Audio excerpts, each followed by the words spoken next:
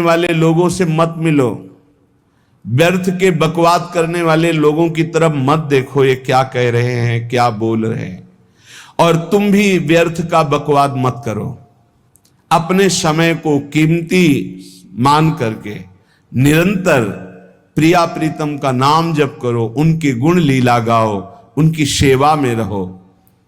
कभी प्रपंच की बातें, कभी प्रतिष्ठा का चिंतन, कभी नाना प्रकार के मान सम्मान का चिंतन, ये घुसने ना पावे हृदय में। बहुत सावधान रहना चाहिए साधक को। ऐसी बातें देखो मत, ऐसी बातें सुनो मत जिससे तुम्हारा हृदय उद्विग्न होकर प्रभु का चिंतन छोड़ दे। बंद करो अभी। अन्य लोगों के संग का त्याग कर दो, जो भगवत विमुख वार्ता करते हैं, संत निंदा करते हैं, दूसरों की निंदा करते हैं। कुछ हाथ नहीं लगता है, ये लोग दुर्गति को प्राप्त होने वाले हैं। भक्तन निंदा अति बुरी भूल करे जिन कोय, किए सुकृत बहु जन्म के छिन में दारे खोए। पर निंदा के किए ते नहीं, आवत नहीं कछुआत, मूर्ख पर्वत पाप को ले चल अपने साथ। तो अलम कश्यापि संगत्या, ऐसा संग मत करो जिनके पास बैठने से भक्त निंदा, जन निंदा, भगवत निंदा हो। ऐसे से दूर रहो। अलम बंद कर दो ऐसे लोगों का संग। रात दिन हम श्यामा श्याम का नाम जप करेंगे, श्यामा श्याम के लीला गुण गाएंगे, श्यामा श्याम के ही धाम का शोभा का चिंतन करेंगे।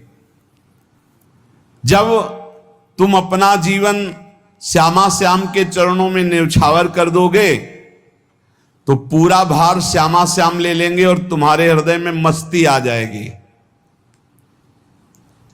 जो ऐसा निश्चयी होता है, दृढ़ निश्चयी, उसके अंदर दृढ़ विश्वास, तो उसके हर समय भगवान की स्फूर्ति होती रहती है। भारी प्रतिकूलता में भी भगवान का सानिध्य अनुभव होता है। वो अनुकूलता में तो भगवान के दुलार को देखता है, लेकिन प्रतिकूलता में भगवान की विशेष कृपा को देखता है। ये संयोग, ये वियोग,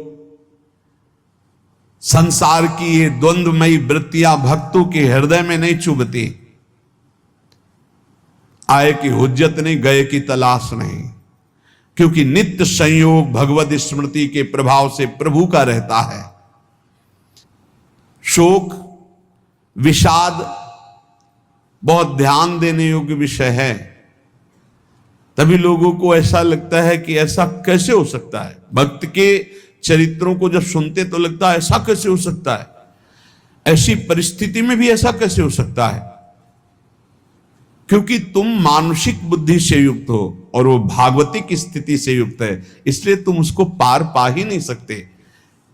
जब तुम अपना जीवन श्यामा श्याम के चरणों में समर्पित कर देते हो हृदय से, फिर उनकी कृपा से सब विघ्न दूर हो जाते, एक अपार मस्ती रहती है।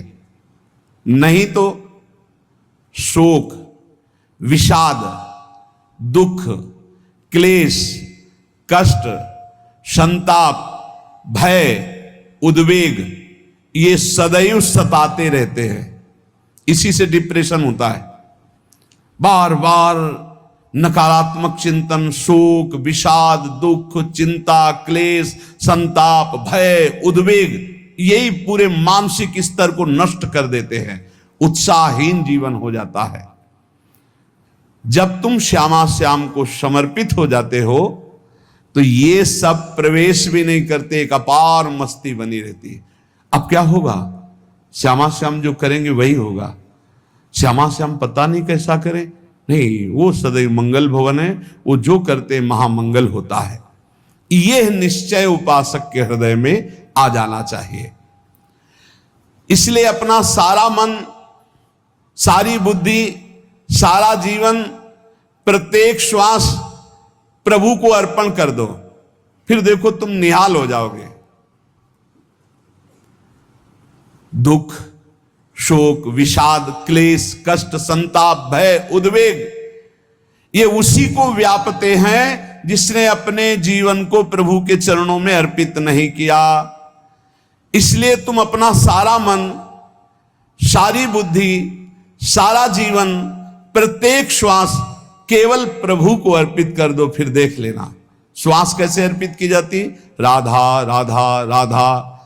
बुद्धि कैसे अर्पित की जाती, एकमात्र निश्चय कि भगवत सुख ही सुख है, ये जागतिक सुख सुख नहीं, ये दुख है, ये ऐसा दलदल है जिससे आज तक कोई नहीं निकल पाया।